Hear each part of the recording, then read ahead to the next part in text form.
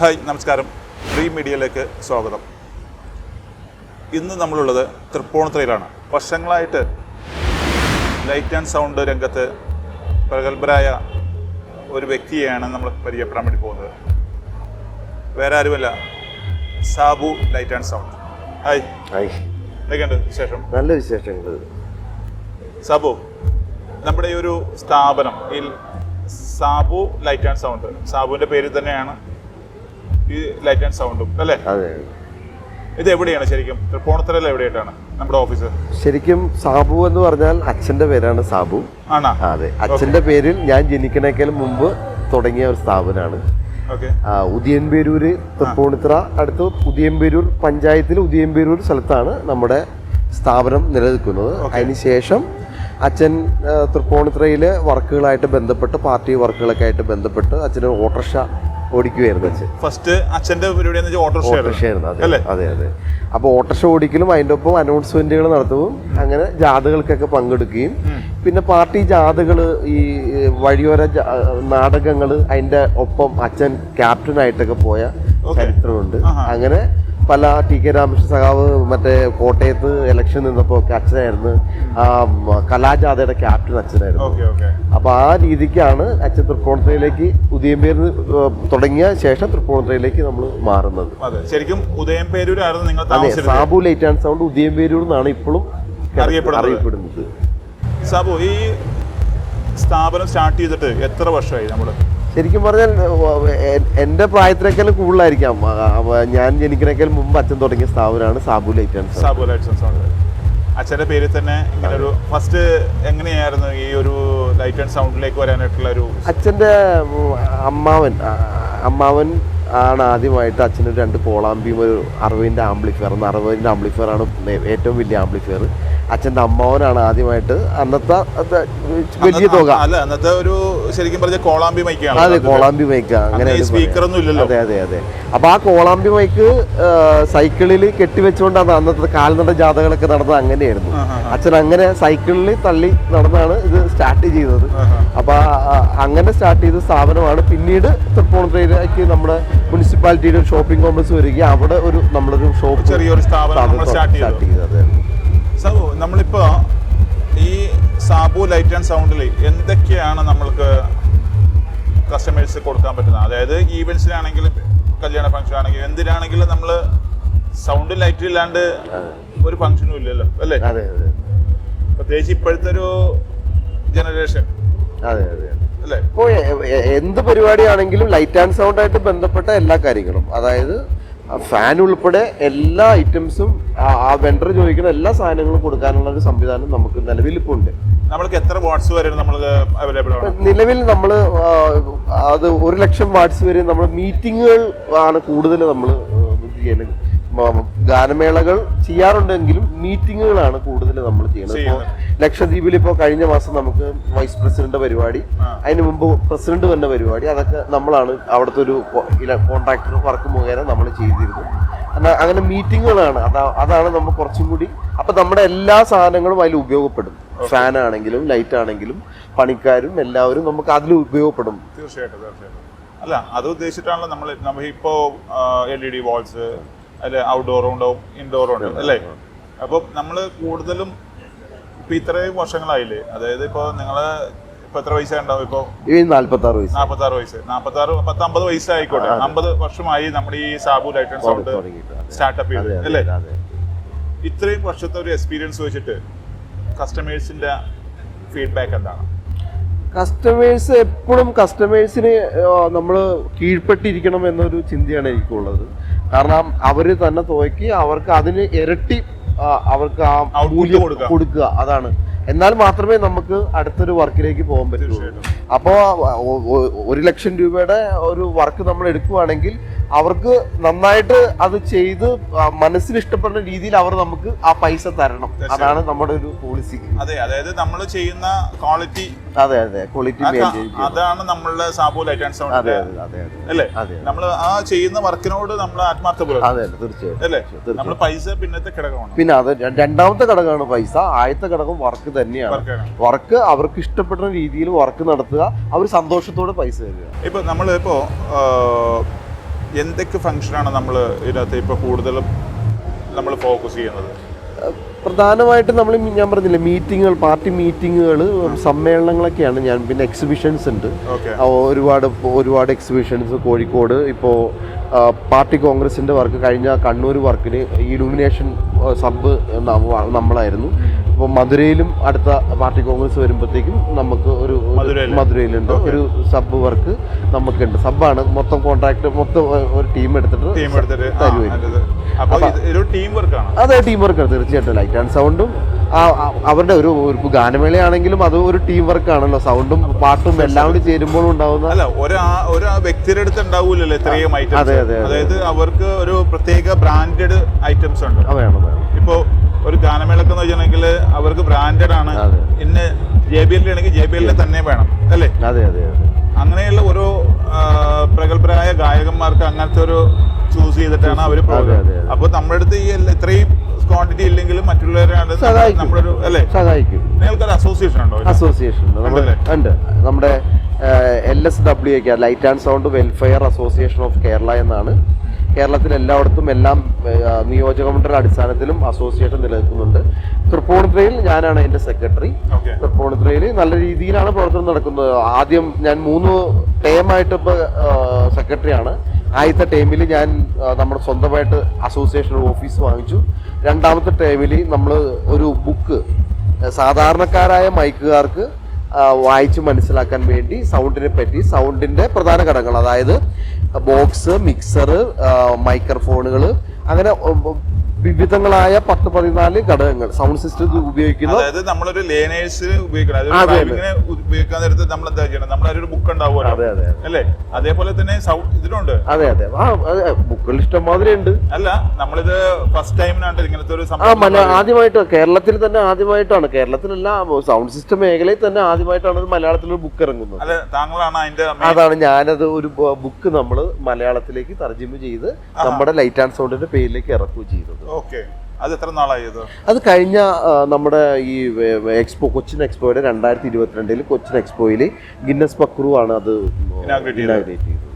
അപ്പം അതേപോലെ തന്നെയാണ് അതിനകത്തുള്ള എന്തൊക്കെയാണ് അതിനകത്തുള്ള ഘടകങ്ങൾ? അത് അടിസ്ഥാനമായിട്ട് സൗണ്ട് സിസ്റ്റം എന്താണ്, സൗണ്ട് സിസ്റ്റത്തിന്റെ അടിസ്ഥാന ഘടകം എന്താണ്, അതിനുശേഷം ആംപ്ലിഫയറിന്റെ അതിന്റെ ഉപയോഗം, സ്പീക്കറിന്റെ ഉപയോഗം, മൈക്രോഫോണിന്റെ ഉപയോഗം, അത് കണക്ട് ചെയ്യണ കണക്ടറുകൾ, പിന്നെ ഓരോ സ്ഥലങ്ങളിലും എങ്ങനെയാണ് സൗണ്ട് സിസ്റ്റം സെറ്റ് ചെയ്യുന്നത്, അങ്ങനെ അത് കേബിൾ വരെയും എങ്ങനെയാണ് മാടി വെക്കുന്നത് എന്ന് വരെയും നമ്മൾ അതെ അത് വരെയും ഉൾപ്പെടുത്തിക്കൊണ്ടാണ് ആ ബുക്ക് നമ്മൾ തയ്യാറാക്കിയിരിക്കുന്നത്.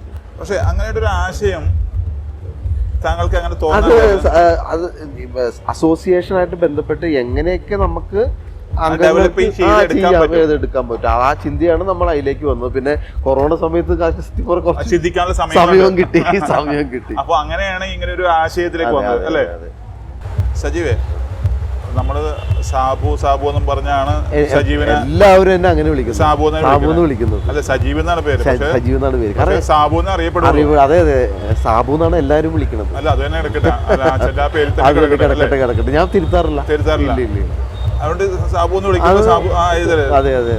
അപ്പോൾ അതുപോലെ തന്നെ നമ്മളിപ്പോ എറണാകുളത്തല്ലാണ്ട് എത്ര ദൂരം വരെ നമ്മൾ ഈ ഒരു വർക്കിന് വേണ്ടി നമ്മൾ പോകാറുണ്ട്? ഞാൻ ഈ വർക്ക് ചെയ്യാൻ വേണ്ടി ഇന്ത്യയിലെ എല്ലാ സ്ഥലങ്ങളിലും പോയിട്ടുണ്ട്. എല്ലാ സ്ഥലങ്ങളിലും എല്ലാ സ്ഥലങ്ങളിലും പറയാൻ പറ്റില്ല. കാശ്മീരും പഞ്ചാബ് ഒഴിച്ച് എല്ലാ സ്ഥലങ്ങളും പറയാം. Very good. ഞാൻ നേരത്തെ അച്ഛൻ നോക്കുന്ന സമയത്ത് എനിക്ക് കുറച്ച് ഞാൻ ഫ്രീ ആയിരുന്നു. അല്ല, നമുക്ക് എവിടെയെങ്കിലും ഓടി നടക്കാം. ആ സമയത്ത് എനിക്ക് ഒരുപാട് കലാകാരന്മാരായിട്ട് നല്ല കണക്ഷൻ ഉണ്ടായിരുന്നു. കലാഭവൻ നവാസിക്ക, ഗിന്നസ് പക്രു, ടിനി ടോം, അങ്ങനെ ഓർക്കസ്ട്രക്കാരടക്കം ഇഷ്ടംമാരെ ആൾക്കാരുടെ ബന്ധമുണ്ടായിരുന്നു. അപ്പോൾ അങ്ങനെ ഞാൻ ആദ്യമായിട്ട് മമ്മി സെഞ്ചുറിയുടെ ഒപ്പം ദുബായ് ഗൾഫ് ട്രിപ്പിന് വേണ്ടി വർക്ക് ചെയ്യാൻ വേണ്ടി പോയി. പിന്നെ ഈ ബോംബെയിലൊക്കെ 1 മാസത്തോളം സൗണ്ടിന്റെ പരിപാടിക്ക് വേണ്ടി ഞാൻ പോയിട്ടുണ്ട്. പിന്നെ ബാംഗ്ലൂര്, സൂറത്ത്, ഗുജറാത്തിൽ പോയിട്ടുണ്ട്. ഹൈദരാബാദൊക്കെ 10-20 ദിവസമൊക്കെ അടുപ്പിച്ച് 3-4 പ്രോഗ്രാമിന് വേണ്ടി പോയിട്ടുണ്ട്. ഗൾഫ് രാജ്യങ്ങളിലും ഒരുമാതിരിപ്പെട്ട എല്ലാ രാജ്യങ്ങളിലും പോയിട്ടുണ്ട്. പിന്നെ ഇപ്പോൾ പ്രധാനമായിട്ട് അമൃത ടിവിയുടെ ഒരു അവാർഡ് നൈറ്റിന് മമ്മൂക്കയൊക്കെ വന്നൊരു ഷോയ്ക്ക് പോകാൻ പറ്റി. അതെ, നമ്മളാണ് വർക്ക് ചെയ്യാൻ വേണ്ടി പോയത്. സാധനം അവിടെ തന്നെ സാധനങ്ങൾ അവിടെ തന്നെ അവർ അറേഞ്ച് ചെയ്തിട്ടായിരുന്നു. പക്രുവിൻ്റെ ടിനിച്ചേട്ടൻ്റെ കോപ്പമായിട്ട് നമ്മൾ 2-3 പരിപാടിക്ക് ഗൾഫിൽ പോയിട്ടുണ്ട്. അങ്ങനെ ഒരുപാട് സ്ഥലങ്ങളിൽ ഇപ്പോൾ ലക്ഷദ്വീപിലാണെങ്കിൽ 3-4 പരിപാടിക്ക് പല ദ്വീപുകളിലും ഗവൺമെൻറ് പരിപാടികൾക്ക് പോയിട്ടുണ്ട്. ലക്ഷദ്വീപ് ഗവൺമെൻറ് സ്റ്റാഫ് എൻ്റെ ക്ഷണപ്രകാരം ഇവിടെ ഇന്ന് വന്നിട്ടുണ്ട്. ഇവിടെ ഈ എക്സിബിഷൻ കാണാൻ വേണ്ടി അവരുടെ ലക്ഷദ്വീപിൽ നിന്ന് അവർ 5-6 പേര് ഇവിടെ ക്യാമ്പ് ചെയ്യുന്നുണ്ട് ഈ എക്സിബിഷൻ കാണാനും നമ്മുടെ സ്നേഹത്തോട് വന്നിട്ടുണ്ട്. അല്ല, ഇപ്പോൾ ഈ എക്സിബിഷൻ നമ്മൾ ശരിക്കും പറഞ്ഞിട്ടുണ്ടെങ്കിൽ ഇത് നമ്മളുടെ അസോസിയേഷൻ ചെയ്യുന്നതാണ്. അതെ, LSWA light and sound welfare association ചെയ്യുന്ന ഒരു മേഖല ചെയ്യുന്ന എക്സിബിഷൻ. അതായത് ഓരോ വർഷത്തിൽ നിങ്ങൾ ചെയ്യുന്ന ഓരോ വർഷം നമുക്ക് ചെയ്യാൻ പറ്റില്ല. നമ്മൾ ആകെ 100 പേര് 110 പേര് ഉള്ളൂ ഇതിനകത്തുള്ളൂ. ഈ മേഖല ഈ തൃപ്പൂണിത്തുറ മേഖലയിലുള്ളൂ. അപ്പൊ നമ്മൾ എല്ലാ വർഷവും ചെയ്യുമ്പോൾ നമുക്കൊരു ഭാരം, കാരണം ഒരു വർക്ക് ഉണ്ട്.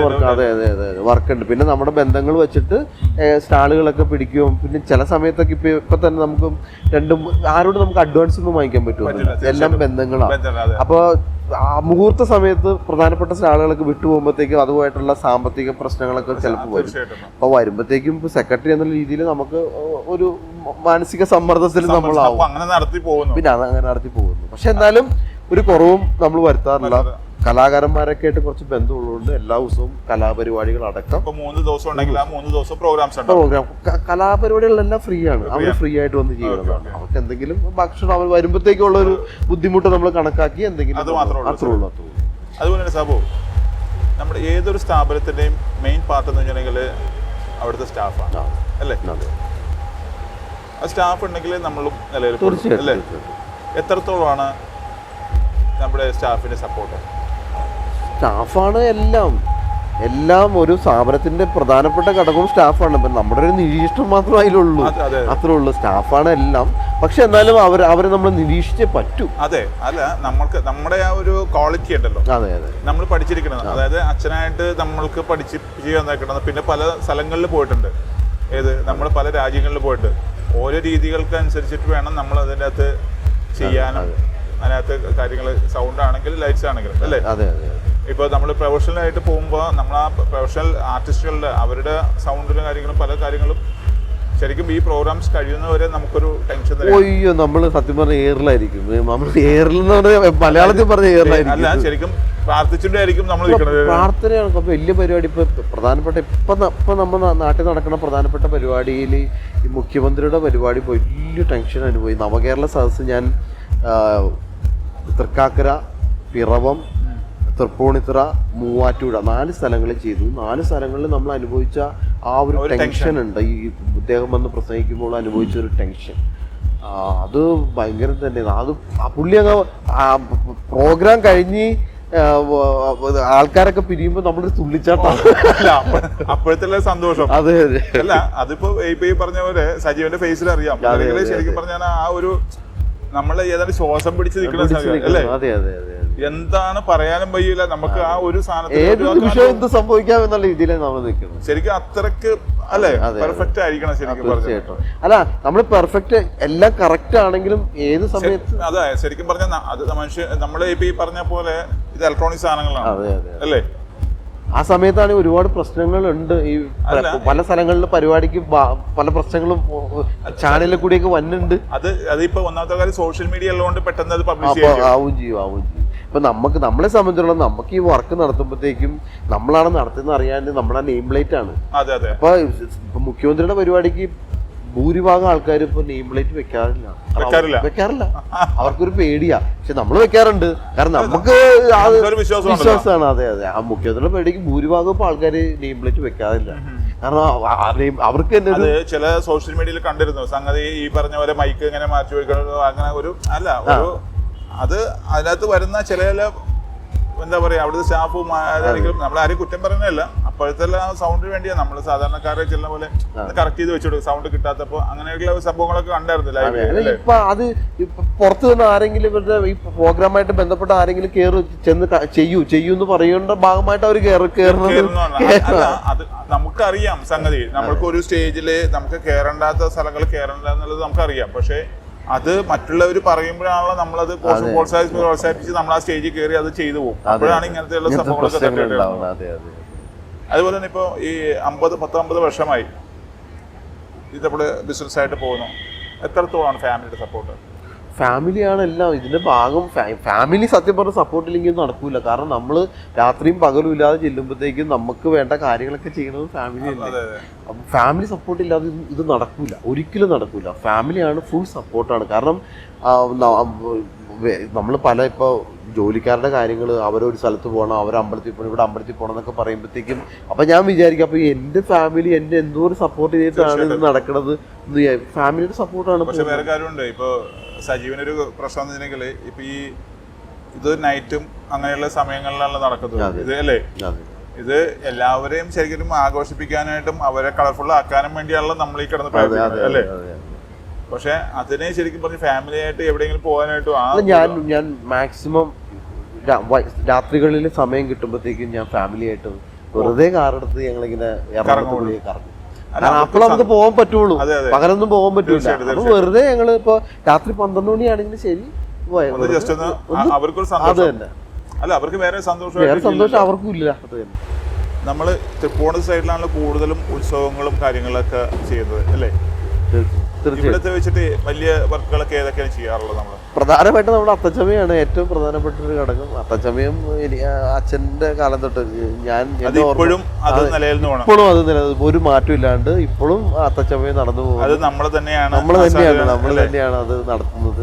സത്യം പറഞ്ഞാൽ അതിന്റെ ഒരു ഭാഗമായിട്ട് ഞാൻ മാറി അത്തച്ചമയത്തിന്റെ. പക്ഷെ വേറെ കാര്യമുണ്ട്, അതൊരു തൃപ്പൂണിത്തുറയുടെ ഒരു മെയിൻ ഘടകമാണ്. പിന്നെ തൃപ്പൂണിത്തുറ അറിയപ്പെടുന്ന ഒരു പിന്നെ അമ്പലത്തിലെ ഉത്സവം, തൃപ്പൂണിത്തുറ അമ്പലത്തിലെ ഉത്സവം അല്ലേ.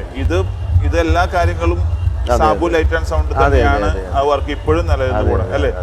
അച്ഛന്റെ എന്താ ഓർമ്മയ്ക്കായിട്ട് അതെപ്പോഴും അതൊരു അല്ലേ ഓരോ വർഷം തോറും അപ്ഡേഷൻ ചെയ്തിട്ടുണ്ട്. തീർച്ചയായും ഒരു വർഷം ഉപയോഗിക്കാൻ പറ്റുള്ളൂ. ഇപ്പോൾ തൃപ്പൂണിത്തുറ അമ്പലത്തിൽ ഉത്സവത്തിന് സ്റ്റാച്ചു മരത്തിൽ നമ്മളൊരു സാധനം കയറ്റിയിട്ടുണ്ടെങ്കിൽ അത് അടുത്ത വർഷം നമുക്ക് കയറ്റാൻ പറ്റില്ല. അത് വേറെ സാധനം നമ്മൾ ഉണ്ടാക്കി എടുക്കണം, വേറെ സാധനം കണ്ടുപിടിക്കണം നമ്മള് അടുത്ത പാറ്റേൺ അല്ലേ. അല്ല നമ്മളത് അങ്ങനെ ചെയ്താലല്ല ഒരു എല്ലാവരും ചോദിക്കും അടുത്ത പ്രാവശ്യം മരത്തിൽ എന്താ ചെയ്യണേ, അടുത്ത പ്രാവശ്യം മരത്തിൽ എന്താ നമ്മൾ പറയാം. അതെ അല്ലേ. അല്ല ഇപ്പൊ പുതിയതായിട്ട് അടുത്ത ഉത്സവത്തിന് ഇപ്പോഴേ അവര് ആക്കി വെക്കണം. നമ്മൾ കണക്കാക്കി എവിടെയെങ്കിലും കണ്ട് നെറ്റിലൊക്കെ പരിശോധിച്ച് എല്ലാം കണ്ടു വെക്കണം നമ്മൾ, എന്നാലേ നമുക്ക് പറ്റുള്ളൂ. കാരണം അത് തൃപ്പൂണിത്തുറ അമ്പലത്തിൽ ഉത്സവത്തിന് ആ നമ്മുടെ സ്റ്റാച്ചു ജംഗ്ഷനുള്ള മരത്തിൽ എന്ത് ചെയ്തോ ആ പാറ്റേൺ തന്നെയായിരിക്കും മിക്കവാറും നമ്മുടെ ചുറ്റുവട്ടമുള്ള ഉത്സവത്തിന് വേറെ മറ്റു സൗണ്ടുകാരും ആ സാധനങ്ങളൊക്കെ തന്നെയായിരിക്കും ഉപയോഗിക്കുന്നത്. മീൻസ് അതുപോലത്തെ സാധനങ്ങൾ ഉണ്ടാക്കും. ഏതൊരു ബിസിനസ്സിനും കോമ്പറ്റീഷൻ ഇല്ലാത്ത അല്ലേ. എങ്ങനെ പോകുന്നു ഈ കോമ്പറ്റീഷൻ ഫീൽഡിൽ? എങ്ങനെ കോമ്പറ്റീഷനെ മറികടക്കാനായിട്ട് എല്ലാവരും മറികടക്കുന്നത് സാമ്പത്തികം കുറച്ചിട്ടാണ്. ഞാൻ മറികടക്കാൻ ഞാൻ ശ്രമിക്കുന്നത് വ്യത്യസ്തത പുലർത്തുക, അതാണ് എൻ്റെ ഒരു കോമ്പറ്റീഷൻ രീതി. പിന്നെ അടുത്തത് അവരായിട്ടുള്ള ഒരു പെരുമാറ്റത്തിന് അവർക്ക് നമ്മളിൽ ഒരു വിശ്വാസം ഉണ്ടാക്കിയെടുക്കുക. അങ്ങനെ ഒരു 2-3 ഘടകങ്ങൾ സാമ്പത്തികം കുറയ്ക്കാതെ എങ്ങനെ കോമ്പറ്റീഷൻ മറികടക്കാം എന്നാണ് ഞാനിപ്പോൾ സത്യം പറഞ്ഞ് ചിന്തിച്ചുകൊണ്ടിരിക്കുന്നത്. ഒരു സ്ഥലത്ത് നമുക്കൊരു 500-1000 രൂപ കുറഞ്ഞാൽ ആ സ്ഥലത്ത് അത് വെച്ചിട്ട് ആ വ്യക്തികൾ വെച്ചിട്ട് അടുത്ത സ്ഥലത്ത് നമുക്ക് കിട്ടും,